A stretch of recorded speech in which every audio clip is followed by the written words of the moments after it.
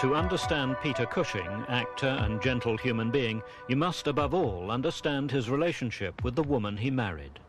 She was just the most remarkable person, most unselfish, clever, understanding, any adjective you like. Quite extraordinary person. Very, very good actress, and she adored the profession, but she realized that if we both stuck to it, we'd be parted, and we didn't want that. It was a most extraordinary relationship because it wasn't the normal sort of falling head over heels in love. It was exactly as though we were picking up from where we'd left off in some other age. Quite extraordinary. Helen Cushing has been dead these 19 years, but Peter still lives on the North Kent coast in the house they shared for 34 years. Painting, writing, occasionally acting, observing and recording the natural order of things. I'm very fond of nature. I think it tells us a great deal about life in general. See, I think this 70 years and 10, which we're all given, is just a jolly good dress rehearsal for what's to come. And I think people tend to complicate their beliefs in and their religion. And I think it's much more simple than I think people make out. Because I think it's been shown simply, the seasons, when you think in the spring everything comes to life, in the summer it flourishes, comes to fruition, as indeed it does in the autumn, but things begin to get a little tired. And in the winter? Everything dies. But what happens again next spring? It all comes to life again. And I think that's a simple way that God has shown us that don't worry about what happens to you down here, just learn how to behave, so that when you come wherever I am, you'll find you've learnt a great deal and you'll be able to behave yourself as you should have done it in your proper life. Peter was born into a comfortably middle-class family in Surrey. Father, a quantity surveyor, mother, a powerful influence, and brother David, the academically gifted child. I was hopeless as far as anything to do with school was concerned, except playing rugby, which I adored, and all sport, which I adored, and doing the school play and doing a bit of painting. They were the only thing I was any good at.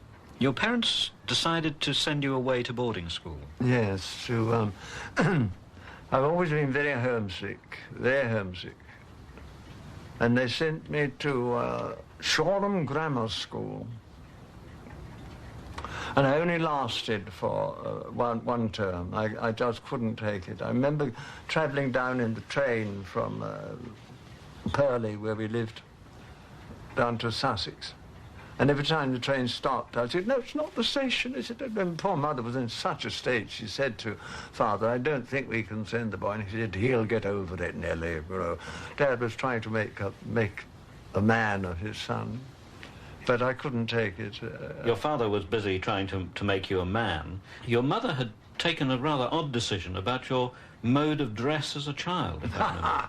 Yes, and dear Mum had always longed to have a daughter. She'd had my brother David 3 years before I arrived on the scene. So she dressed me up as a little girl, and I had long curls, very, very blonde I was, very blonde. Dressed me in frocks. And one day I had wandered off and got lost, and Father rang up the police station and said, "Have you found a little boy?" And the duty sergeant said, "Oh, and I was so afraid we found a little girl."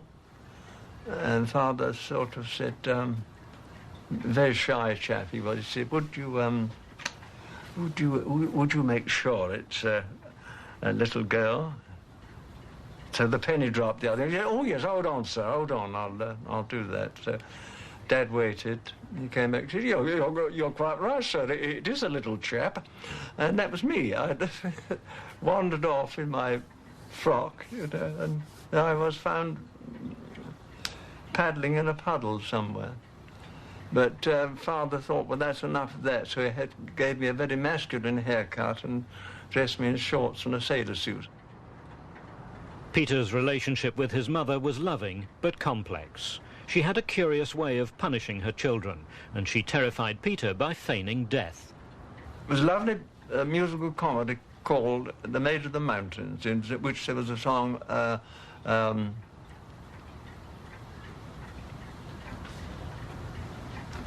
whatever before, I still recall that sunlit mountainside. I wouldn't dare sing it to you. It was beautiful. And Mother used to put her own words to it. Like say, she would sing, I'm going away, away, away, across the ocean blue. And I would call out, oh, don't go away, Mother, don't go away, I won't be naughty anymore. And of course, I was naughty. So when I was naughty for the second time, she would lie back with her eyes closed and pretend to be dead. And this worried me inordinately. I became pathological about it. So I approached my brother, and he said, kick her. He said, well, I couldn't bring myself to do that. So I said, you're 3 years older than me and bigger. No, I can't do that. So he said, well, oh, pinch her, he said. She's not dead. So, but she looks it, I said, and he said, well, don't worry, but he did, it worried him. And so then the next time she did it, I happened to be eating, which was not unusual. I had appetite like a horse. Great slab of bread and butter and marmalade, you know. And there was Mother, prone, dead, gone. So I crept up to the corpse with this piece of bread and butter and marmalade and went oink on her face. You know, it was the Custard pie. Custard pie act, wasn't it? And the corpse came to life and never died again. Did that affect your attitude to death? It worried me. Death worried me enormously because, I mean, when you're a child, what was I, 3, 4, something like that, it's terrifying. You don't know what life's all about, let alone death. But when your mother looks as though she's gone, I mean, the whole world has collapsed, hasn't it? I mean, you wanted to get back in the womb immediately, and it's gone. Terrifying. So it's quite wrong psychology. But I did get over that eventually through someone much wiser and just as lovely. As a child, you were also afraid of the dark, I think. That was because the only time I can remember dear Dad being very, very cry, he must have done something dreadful, I can't think what it was, and he locked me in the cellar. In those days, nearly all old Victorian houses had cellars, very dark. Got me in the mood for horror films, I should think. But I was absolutely terrified of this place, shrieking out, you know, open the door, give me a knife, let me kill myself, going on. Highly dramatic stuff. When I got a little older, I thought there's only one way to conquer this, and this is to attack it. And I used to go for these walks through little alleyways of trees with all the owls hooting and things, to get used to the dark, and I began to love it, adored it. And that broke the spell, but it took a long time. I must have been 18, 19, before I wasn't afraid of the dark. Did that experience teach you to rely upon yourself? I mean, did it turn you into something of a loner? Very much a loner, but I was always very unsure of myself, frightfully unsure, which is the worst thing an actor can be. You know, you've got to have a bit of ego and great confidence. I knew instinctively that I'd been given gifts, like we've all been given gifts. And I wanted to use them to the best of my ability, but I was dead scared, you know, frightened to death about it. There's a great difference between solitude and loneliness. Solitude I love. Loneliness I don't. I don't think anyone does. The many masks of the successful and confident actor have disguised the chronic shyness and insecurity which were the legacy of his childhood. During his early career, the agonies of self-doubt were endured alone. Then, during World War II, life was transformed. At the time, he was doing his bit for Enser in Noel Coward's Private Lives. They'd have been on tour with an actor, with Sonia Dresdel playing the Gertrude Lawrence part, but the actor had been called up and they needed someone very quickly to take over. And I got that part, and I had to learn the part within 4 days and play it, which I did. And Sonia had been in the play for about over a year, and after another 6 months she really was desperately tired. It was very, very tiring, you know, that continue packing and travelling all over the country. And they never seemed to quite work it out. I mean, we'd go up to Scotland and suddenly come down to Devon and then go back to Scotland instead of doing all Scotland. So this enormous amount of... And of course, during the war, travel was dreadful. So I really need the constitution of several oxen to withstand it. And poor Sonia did have to have a rest. And so another lady had to be found to take her place. And her name? Helen Beck, that was, and became Helen Cushing. And of course that's when all the things you asked me earlier about my insecurity, my shyness, my not sure of myself, life, death, everything was changed, because she knew exactly where my troubles lay and exactly what to do about them. And if it hadn't been for her, I certainly wouldn't be here physically, entirely due to Helen. Bless her. Can you tell me about Helen? She really did know me better than I knew myself. And she was able to I mean, perhaps it's not it's only one that just comes to me, that her psychology was so good. Because at one point in my career, it's not conceit, but actors do have to look pretty good, you know. And I had awful trouble with some abscesses in my top palate, and the only way during the war the dentist could get rid of these abscesses was to lug out 3 perfectly good teeth, front ones. Well, for anyone it's pretty bad, but for an actor, I mean, it's coitons, isn't it? Mm. So that was done, and I had a plate fitted in, and Helen knew it distressed me greatly. So she said, "Look, dear, if you'd lost those 3 teeth playing rugger for England, you'd be very proud of it, wouldn't you?" I said, "Good Lord, yes, of course I would, especially if I'd scored the winning try." What psychology, eh? Marvellous, marvellous. If most people were honest, really honest, they would admit that they can resist anything except temptation.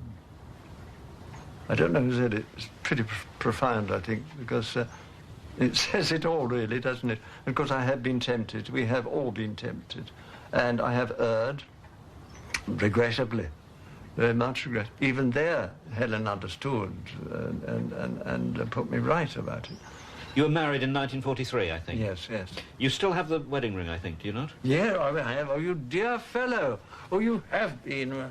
There it is. Now, we were broke. And Helen found that for 9 old shillings. I don't know what that'd be in today's money. Isn't that lovely? So that's her ring. This she bought me fairly recently, because we obviously had a bit more money then. And this was my... I can't wear watches on my wrist, too much electricity or something. And she bought me that, old as me. Isn't that lovely? She bought that. She can stand up, little watch. Bought that for me when we were filming in Madrid, in the Black Night, because they used to give you a great deal of money for expenses, but as Helen and I didn't drink, our expenses weren't very much. So she bought me that. So it's rather lovely, isn't it, to have the watch and the chain and the ring, all as little talismans. You lost her in 1970. No, I didn't lose her, oh darling, but she's just elsewhere. Yeah, 71. It took me 13 years to surface after that. 13 years? I just accepted, I knew the only way to combat it was to just work and work and work and work. So I accepted anything that was offered. People were very good. I'm sure the business really rallied round and made jobs for me, you know, but it was the only, and I went all over the world. And I think that saved my reason. Mm-hmm. Your reason? Mm-hmm. Mm-hmm. Oh, I was contemplating everything. I knew I'd never have the courage to do it, but you can't have had the experience and the love of a person such as Helen, and then suddenly it's not there anymore. It's more than 3/4 of your own self taken from you. So you either buckle under and say that's it and give up, or you have to go on and run the race before you, which is set before you. Again, you come to this path, you know, you've got to do it. You've got to face up to these things, but you've got to find a way to do it. And I thought the only way to do it, as I say, was to just work. And it paid off. It paid off. But I didn't go out socially. I smoked a great deal. I never drunk, so I didn't turn to that, fortunately. She left you a letter Oh, yeah. giving you quite clear instructions. Do you remember what she said? Yes, indeed.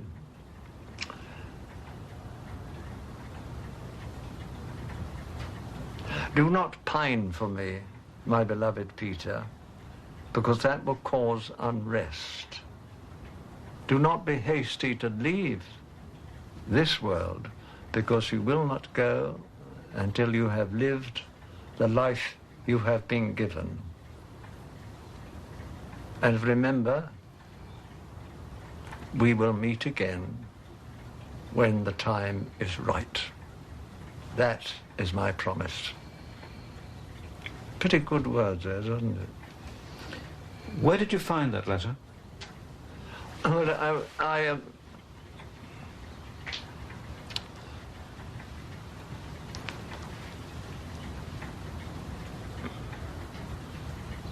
when dear Helen just left this world, I went out onto the beach. It got a little mad, I think, you know. But there was a terrific storm blowing, no rain, but tremendous winds, and the sea was pounding in and all the gulls were reeling around, squawking. And I sort of looked up to heaven and started singing Happy Birthday to You for some extraordinary reason. And then a piece of paper blew along, wrapped itself around my legs, and I've always been a bit of a tidy chap, so I pulled it off and shoved it in my pocket without really thinking. And I went indoors and started rushing up and down the stairs, hoping to induce, in a vain attempt to induce a heart attack, so that I could join Helen there and then. Didn't work. Of course, it did the heart a lot of good, that sort of exercise. And then, as I told you, I smoked, and I went into my pocket to get this packet of fags and pulled up this bit of paper. And the first thing that caught my eyes was on the personal column of the Daily Telegraph. They always have a little tract from the Bible, and this one said, in fact, I've kept it. I'll have to read it, because the old brain's not what it was. And it says, "Ye now therefore have sorrow, but I will see you again, and your heart shall rejoice, and your joy no man taketh from you." That's John 16, verse 22.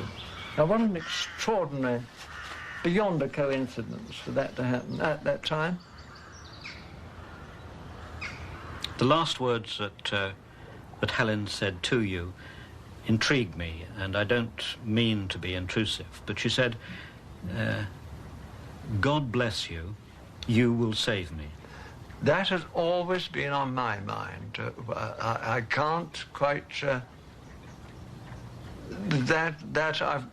One of my little notes to ask her, what did you mean by that? Because I mean, to me, to save her, I would get her well and she'd be there, you know, later the day.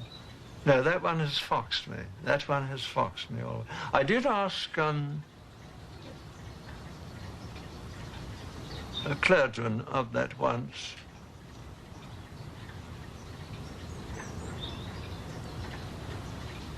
And his reply was... It was one that it helped me so little. I thought the thing to do is forget that entirely. And I can't even remember what it was, but it was so... It wasn't right. It wasn't right. That's what I find strange enough. I hope we're not being disloyal. But the one, when you really need help from the church, in my experience, I went to several.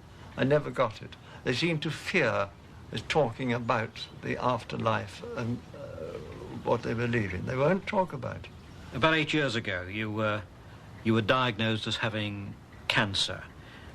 This must have been, and this is an understatement, this must have been something of a shock. No, it wasn't really. And I'm not sort of being, oh, what a brave boy am I. No, I accepted it completely because I accept that this might have been the end of the line. It didn't worry me at all because I thought, well, this is lovely. This is, it's been a long time, 1971 to, I think it was about 1984-5 that I had this thing. There I am, there I shall be with Helen at last. Her promise will have come true. But it always worries me for those left behind. They're the people who really suffer.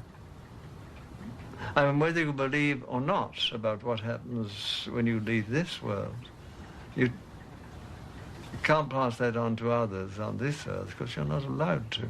But it's those left behind. I mean, I know for, you know, what I went through. So many other people have gone through. It's terrifying, the most terrifying thing to lose a partner of that kind. Far worse, I think, than really losing one of your own blood. I mean, that's bad enough. But when you've seen your mother, and well, no, first my father, and then my mother, and then my brother, and then my sister-in-law, and then my wife, you begin to wonder when your turn's coming, have they forgotten you? Up there, or down there, or just alongside. It's not very far, it's just a step away, really, where we go. So, no, it didn't worry me a bit. Do you have a vision of heaven? Yes, Helen will be there. That's enough for me. No, I think, no, I remember one has daydreams. I think it's pretty impossible, but I reckon it's the places you love yourself. That'll be yours. You see, don't forget, it's in my father's house there are many mansions. And I think my mansion will be a bit of English countryside. If I should die, think only this of me, that it is some corner of a foreign field that is forever England. That'll be it. With Helen, of course. I wouldn't mind if it's the Sahara Desert so long as Helen's there, but I would prefer Devon or Cornwall or Kent. Nowadays, Peter Cushing's creative energy is largely devoted to painting the Kent countryside, particularly around Whitstable and Faversham, that he and Helen loved so much. I've always loved colour, and I always loved the Impressionists. But you see, to be able to paint like an impressionist, you've got to be able to put in first every detail, every leaf, then learn what to eliminate, what to leave out. And that is a great art, I think, in all art, is what to leave out. In writing, in acting, in practically everything. When I got too frustrated with my painting, I just couldn't bring off what I was after, I turned to making models. When again we were slowly broke for presents, Christmas or birthdays, I would paint with watercolour on bits of silk, which Helen rescued from Russia when they had to flee the revolution in 1917. Or I'd make her, she smoked, bless her, she shouldn't have done, she had emphysema, but she did. I made her a cigarette box and a little bracelet and things. So they gave me more satisfaction because they at least came off. Was there a message in those scarves for Helen? Yes, my love.